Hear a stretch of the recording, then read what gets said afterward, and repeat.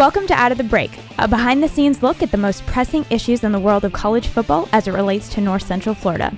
Out of the Break is brought to you by Chris Doering Mortgage. Now here's the host of the Sports Fix, Adam Reardon and Chris Doering. Thanks for joining us here on another edition of Out of the Break. I'm Chris Doering with my partner Adam Reardon, and we've been doing this show now for an entire college football season. The Florida Gator regular season comes to a close.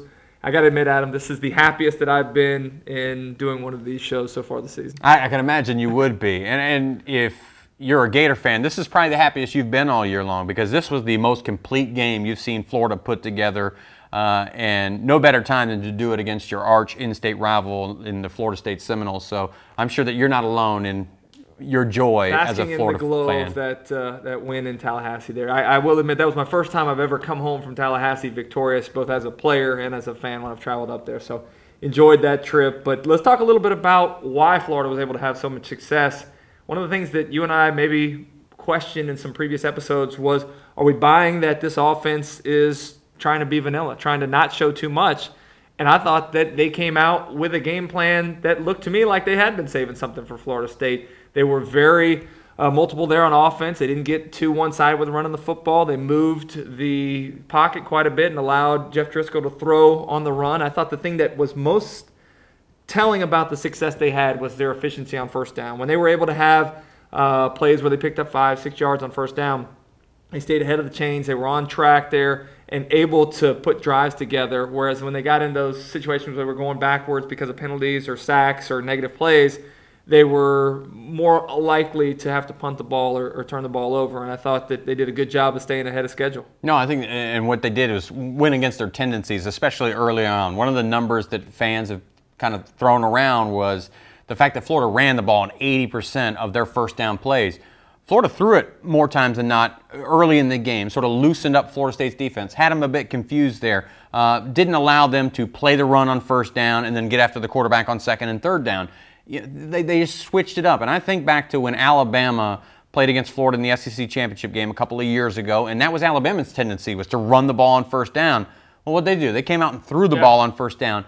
And if you go into their defensively game planning for one thing and they give you the exact opposite, it's sort of very difficult to switch things up real quick. And I think Florida got Florida State off balance on defense, was able to drive the ball up and down the field. Now, credit to Florida State's defense through the first half. They held them to field goals. Gave up a lot of yards, didn't give up the touchdowns, which Florida has struggled in the red zone. So I don't know if it's more credit to Florida State's defense or being critical of Florida's efficiency in the red zone area down there. But nonetheless, they did hold them to field goals. They allowed them a chance to stay in the ballgame after pretty much getting dominated in the first half in just about every statistical category.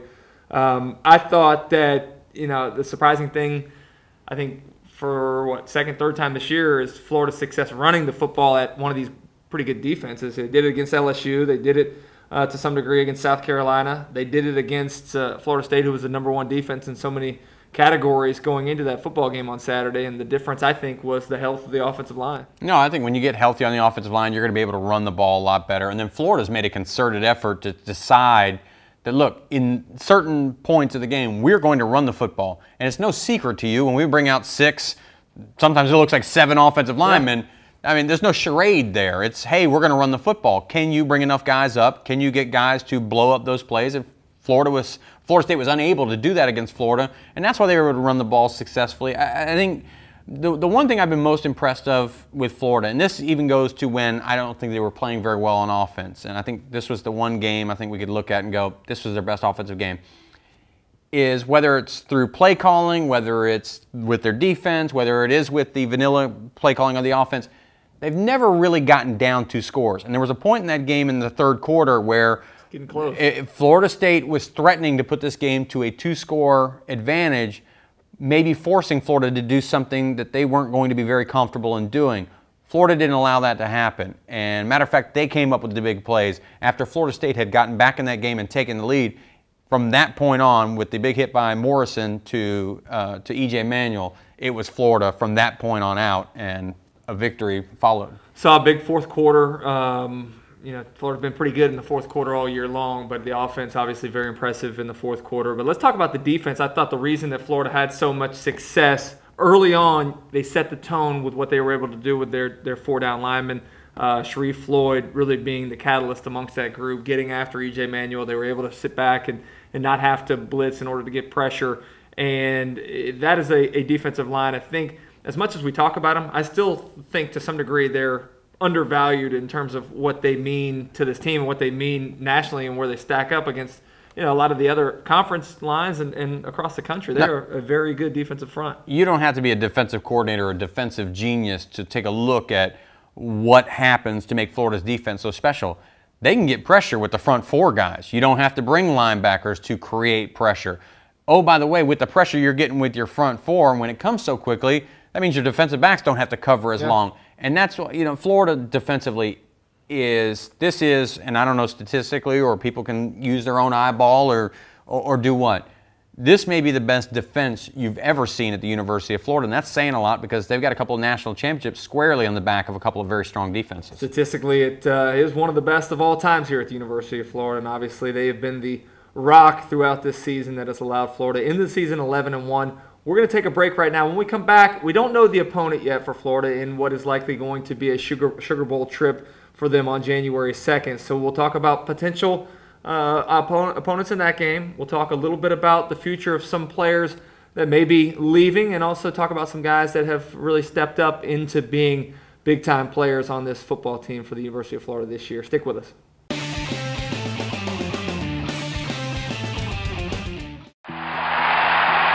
It was here in this end zone where I caught my SEC record-breaking touchdown.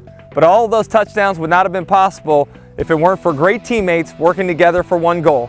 The same is true when it comes to purchasing a home. At Chris Doering Mortgage, our experienced and knowledgeable team can handle all types of loans. And like football, timing is everything. With rates at historic lows and prices from a decade ago, now is the time to buy. Call us today to put my all-star team to work for you. Chris Doering Mortgage, a name you know, a name you can trust. Welcome back to Out of the Break. Thanks for sticking around with us. And as I mentioned before we stepped aside there, time to take a look forward. And although we don't know who the official opponent is, or for that matter, where Florida is destined in the postseason, a pretty good idea it'll be in New Orleans on January 2nd. In terms of possible opponents, I know people were hoping for Oregon perhaps. I guess Oklahoma maybe a little bit more likelihood. But there could be some rough matchups for Florida, not in terms of tough opponents, but maybe some lackluster pairings should things shake out the way that they potentially can this weekend. I mean, there's a bunch of things that could still happen. I think we're all very confident in saying that Florida's going to New Orleans for the Sugar Bowl. Who's going to be their opponent? Potentially Oklahoma, as you mentioned. I think that'd be great. I guess number one on the wish list, but probably one of the furthest down as far as being a realistic option, would be Oregon for that spot. You've even seen some cases, depending on what happens inside the BCS, potentially a Kent State possibly being around. I can't even imagine. You can't justify to me. I know on our radio show we've talked a lot about Nick Saban's comments with Alabama and Georgia and the loser of that game not making it to a BCS game. But putting Kent State in one of those big games and not having the loser of Alabama, Georgia, and I know the rules potentially preclude that from happening, but nobody wants to see that. That's a loser for the Sugar Bowl. It's a loser potentially if they end up going to the Orange Bowl. I think that the rules should be changed. Obviously, we're going to a different system in a couple years, but this should be an opportunity to showcase different conference powerhouses against one another, not MAC teams or not mid-major type programs. I guess one of the other options potentially the winner of the Big East, which I guess at this point, like I said, mid-majors could beat Rutgers. To me, anything that has anything to do with Kent State or Rutgers in one of these BCS bowl games against Florida, to me, won't be great watches. So I guess we need to cheer for Northern Illinois is what the... I guess maybe that's it. Maybe that's the plan for fans of college football in general. If you're Florida, heck, you play Kent State, you're probably guaranteed a one-loss season and a BCS bowl victory. I think as a college football fan, though, we would like to see one of those other matchups we mentioned. Oklahoma would be good. But to me, when you talk about the great defense of Florida and a high-powered, high-scoring offense like Oregon, to me, that's a marriage made in heaven for college football fans and television networks, as well. We'll wait and see how things shake out this weekend and see where the bowl announcements lie when they come out on Sunday. I think that obviously we'll have a lot to talk about over the next 40 days or so as we lead up to all the big bowl games here. But let's talk about Florida's potential future. They've got a number of standouts, particularly on the defensive side of the ball, and guys that could be leaving to go to the NFL next year early. Give me the over-under on guys that you think will declare for the draft this year. All right, Floyd is a definite. Floyd's gone for sure? Floyd's gone for sure. He just got adopted, though. Things are going well for him. Things are going well for him. I think they're going to get even better for that young man. Okay. I think Matt Elam is a guy that will get good enough news from the NFL to, for him to believe that he can go ahead and go. Jelani Jenkins was a guy I think that a lot of people thought could go. Obviously, with the broken foot now, I don't know how that maybe impacts him in his decision-making process. I think he's on the fence. And then besides that, I don't know if there's anybody else I would really consider. So I think 2 definites are out, and maybe even a third guy. Who's the second definite? I'm throwing Elam in the definite category. I'm not so sure Elam leaves next year. I think Elam's committed to coming back. I think Elam goes, but Dominic Easley stays. So you'll that may happen. So I get a 2. 2 is my over-under. 2 is my over-under.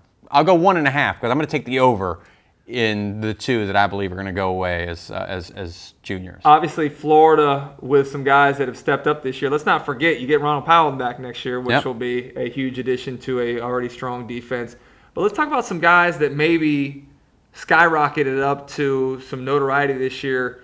And the guy that comes to my mind first, Luchez Purifoy. Luchez Purifoy has been outstanding on special teams, and as the season went on, gained a bigger role on the defense, and even has made some appearances offensively. Will Muschamp said they're going to find a way to try to get him the ball because he's got great ball skills when he's has the opportunity to have the ball in his hands. I think that he reminds me a lot of Reardon Anthony, wearing that number 15, longer guy, even though different sides of the ball primarily. He's a guy that I think really stepped himself up and showed that he was going to be an impact player in the future. I'll take Morrison, the guy who made the big play against Florida State.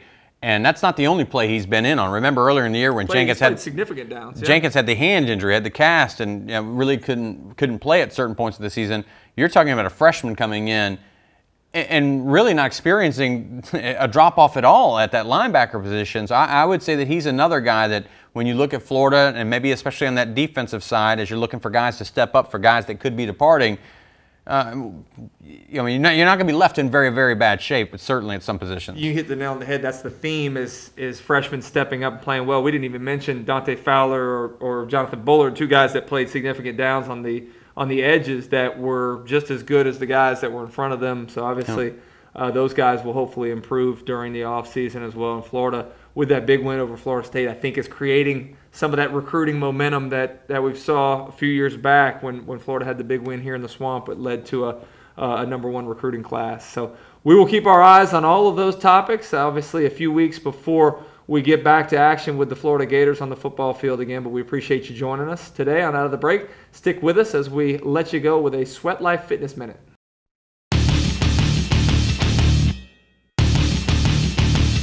Hi, I'm Dan Griffin, owner of Sweat Life Fitness, and today we're going to go through a Sweat Life Fitness Minute.